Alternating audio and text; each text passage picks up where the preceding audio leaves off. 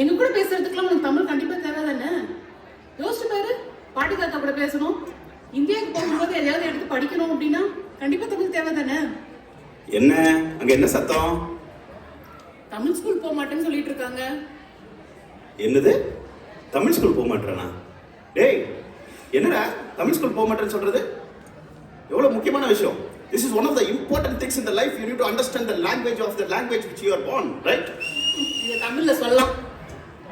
அது சரி, நம்மளுக்கு ரொம்ப முக்கியம் அது. நீ தமிழ் ஸ்கூல் போகணும், சரியா?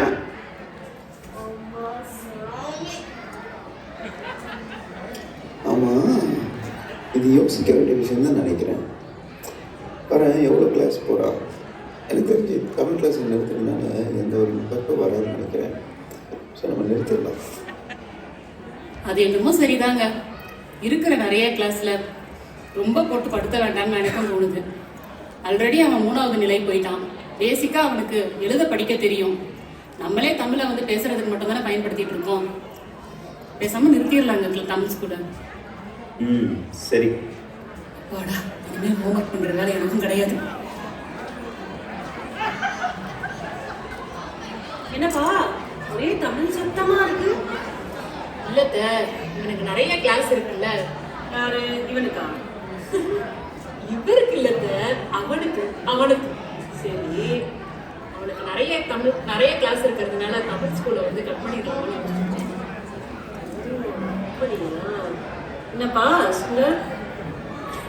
ஆமாம்மா, நான் தான் அந்த ஐடியாவே சொன்னேன். நல்லா இருக்காமா?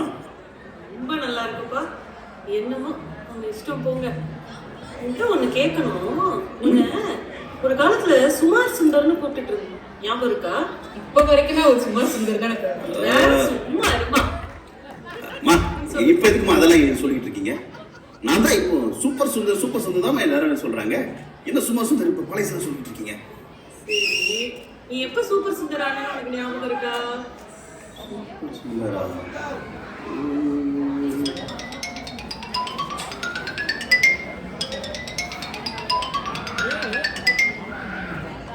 டேய், இவ்வளவு நேரமா விளையாடிட்டு இருக்க.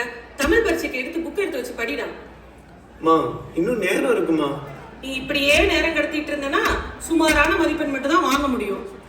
மா ப்ளீஸ்மா, இன்னும் கொஞ்ச நேரம்மா. சரிடா, இந்த ஒரு செயலையாவது முடிச்சுட்டு கிளம்பு. கல்வி கரையில கற்பவர். மா, ஒன்றும் புரியலம்மா.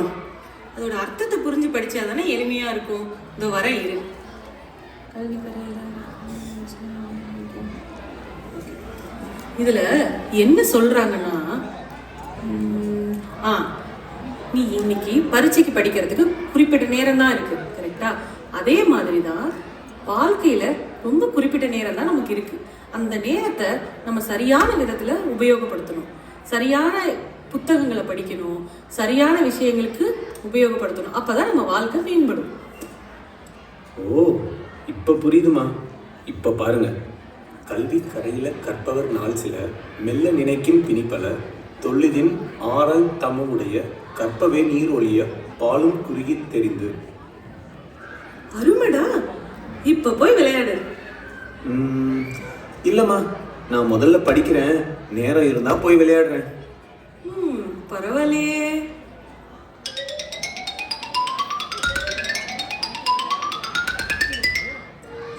அட ஆமாம்மா, இந்த நாளடியாருனால தான் என்னோட எண்ணங்களே மாற ஆரம்பிச்சது.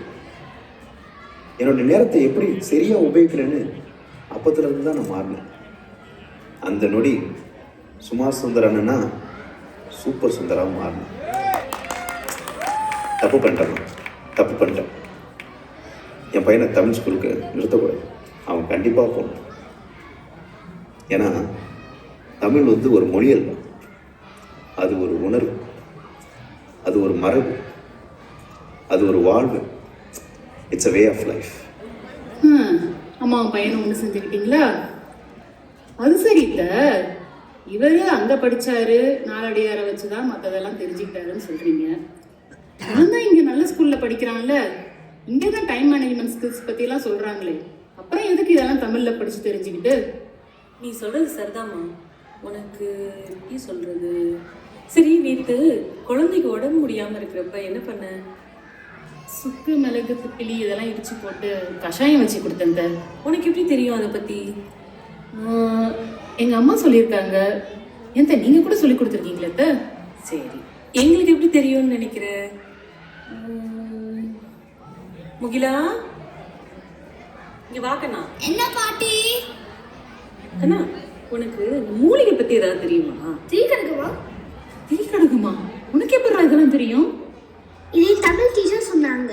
அந்த புக்ல தமிழ் மெடிசன் பத்தி சொல்லியிருக்காங்க. இப்ப புரியுதாமா உனக்கு? ஆமா அத்தை, நான் தமிழை மொழியா மட்டும்தான் நினைச்சிட்டு இருந்தேன். ஆனா அது ஒரு வாழ்வியல்ன்றது இப்பதான் எனக்கு புரியுது. எங்க நம்ம எப்படியாவது அவன்கிட்ட பேசி அவனை தமிழ் ஸ்கூல் போக வச்சிடலாங்க. இப்போ பாரு எப்படி அவனை கூப்பிட்டு ஃப்ரெண்ட்லியாக ஒத்துக்க வைக்கிறேன்னு. முகிலா, என்னப்பா டென்னிஸ் ராக்கெட்டோட சுற்றிட்டு இருக்க? இன்னைக்கு கேம் கூட இல்லையே? ஆமாம், நேற்று ஒரு கேம் போனியே, என்னாச்சு? நான் தோத்துட்டேன்ப்பா. ஆனா நான் நல்ல பிளேயர் கிட்ட தான் தோத்துட்டேன். நல்ல பிளேயர் கிட்ட தோத்துட்டியா? என்னப்பா? ஆமாப்பா, நான் ஒழுங்காவே ப்ராக்டிஸ் பண்ணல. நான் தெரிஞ்ச டெக்னிக்ஸை யூஸே பண்ணல. I think I need practice. என்னடா இவ்வளோ தெளிவாக அனலைஸ் பண்ணியிருக்க? என்ன உன் கோச் சொன்னாரா? கோச் இல்லப்பா, நான் உனக்கு திருக்குறள் படிச்சல. தெய்வத்தால் ஆகாதெனினும் முயற்சி தன்மை வரத்தை கூலி தரும். அதுதான் சொல்லியிருக்காங்க. Practice makes perfect. ஏய் முகிலா, பரவாயில்லையடா, நீ அருமையா எல்லாத்தையும் உணர்ந்து படிச்சிருக்கியடா. பாத்தீங்களா, தமிழ் இலக்கியங்களும் நம்ம அன்றாட வாழ்க்கையும் எப்படி இணைஞ்சிருக்குன்னு பாத்தீங்களா? டேய், எனக்கு நாலடியார்னா உனக்கு திருக்குறளா? சூப்பர்ரா. I am proud of you முகிலா. உனக்கு என்ன வேணும்டா கேளு. நான் தமிழ் ஸ்கூல் போனல. முகிலன் தமிழ் பள்ளிக்கு சென்றானா செல்லவில்லையா? 30 வருடங்களுக்கு பின்னர் அப்பா எங்க இருக்கீங்க? நான் தமிழ் ஸ்கூல்லாம் போனேன்.